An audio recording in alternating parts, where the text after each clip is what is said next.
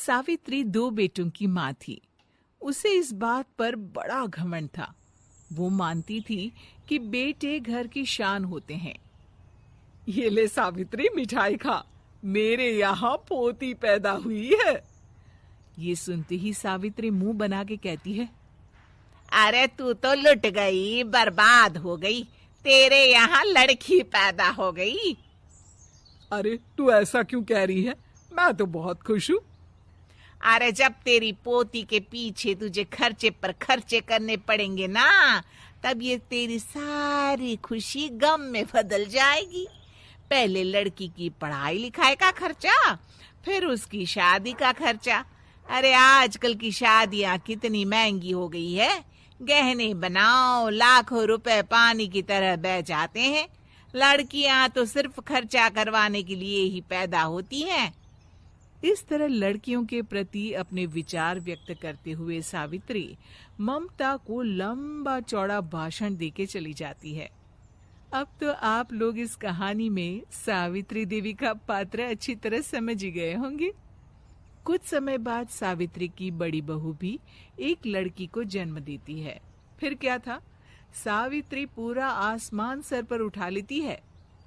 हे भगवान, ये तू मुझसे किस जन्म का बदला ले रहा है? अरे मैं तो मंदिर में रोज आकर तुझसे कहती तो थी कि मुझे एक पोता चाहिए, और तूने मुझे पोती दे दी। इतनी मिठाइयाँ और प्रसाद चढ़ाने का क्या फायदा हुआ? तभी सावित्री की बहू निशा कहती है, क्या माँ जी, आप भी इतनी सी बात पर नाराज हो गई हैं? देखिए तो आपकी पोती कितनी सुंदर है, बिल्कुल आप पर गई है। अरे चुप कर, तुझे 9 महीने इतने महंगे महंगे काजू बादाम फल फ्रूट खिलाने का फायदा क्या हुआ? मेरे तो सारे पैसे बर्बाद हो गए। ये सुन सावित्री का बड़ा बेटा अजय कहता है, माँ, तुम सिर्फ नाम के लिए 2020 में रहती हो। असल में तुम्हारा दिमाग सैकड़ों साल पुरानी सोच रखता है। आज के जमाने में लड़का और लड़की में कौन फर्क करता है? मैं तो बहुत खुश हूँ कि भगवान ने मुझे लक्ष्मी के रूप में बेटी दी है। लेकिन सावित्री पर अजय की बातों का कोई असर नहीं होता। नालायक, अपनी पत्नी की जबान बोल रहा है। मेरा बड़ा बेटा तो हाथ से गया। लेकिन सावित्री देवी हार मानने वाली नहीं थी। वो पोते की चाह में अपने छोटे बेटे विजय की शादी करवा देती है। कुछ समय बाद आखिरकार वो दिन आ ही जाता है जब सावित्री की छोटी बहू गर्भवती हो जाती है। सावित्री इतनी खुश हो जाती है कि वो बच्चे के जन्म से पहले ही सारे मोहल्ले में ढिंढोरा पीटने लगती है। ये क्या सावित्री, तू तो पोते के जन्म से पहले ही मिठाई बांट रही है।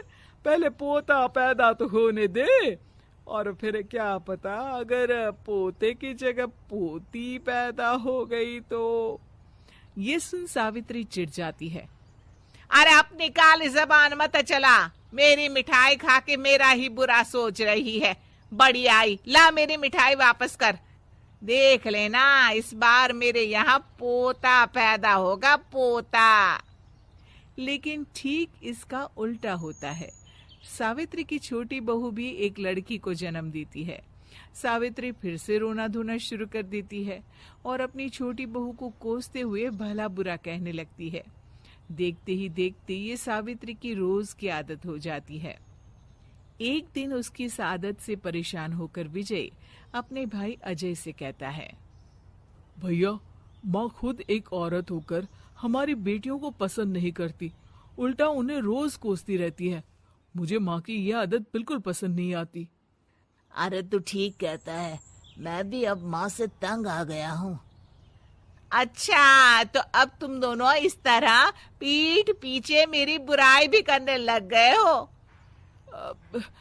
नहीं माँ, हम चाहते हैं कि घर में शांति बनी रहे। हमें हमारी बेटियां बहुत प्यारी है।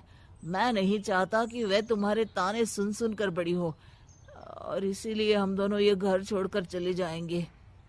हाँ माँ, मैं भैया की बात से सहमत हूँ। जब तुम इस घर में अकेली रहोगी तब तुम्हें अपनों की कीमत का एहसास होगा।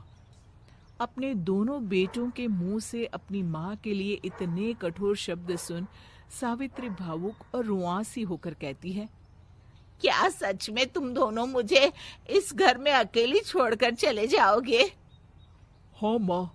हाँ माँ, अब पानी सर के ऊपर जा चुका है। मैं तुम दोनों के बिना नहीं रह सकती। अपनी सास के आंसू देख अजय और विजय की पत्नी अपने पतियों से लड़ पड़ती है।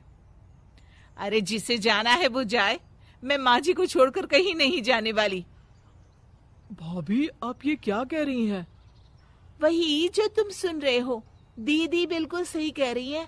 हम बेटियों के संस्कार हमें सिखाते हैं कि सास माँ समान नहीं बल्कि माँ ही होती है और उस माँ की जिंदगी भर सेवा की जाती है। बेटे अपना फर्ज भूल सकते हैं लेकिन बेटियां नहीं। आप दोनों शौक से जा सकते हैं। माँ जी, हम दोनों के रहते आपको किसी बात की फिक्र करने की जरूरत नहीं। फिर क्या था, सावित्री के ऊपर छाए बेटों के घमंड के बादल उसकी बेटी स्वरूप बहुओं के तेज के आगे आंसू के रूप में परिवर्तित होकर सावित्री की आंखों से बहने लगते हैं और वो उन दोनों को गले लगा लेती है। मैं जिंदगी भर बेटियों को कोसती रही, लेकिन आज तुम दोनों को देख मुझे समझ आ गया कि बड़े अभागे होते हैं वो लोग जिनके घर बेटियां नहीं होती।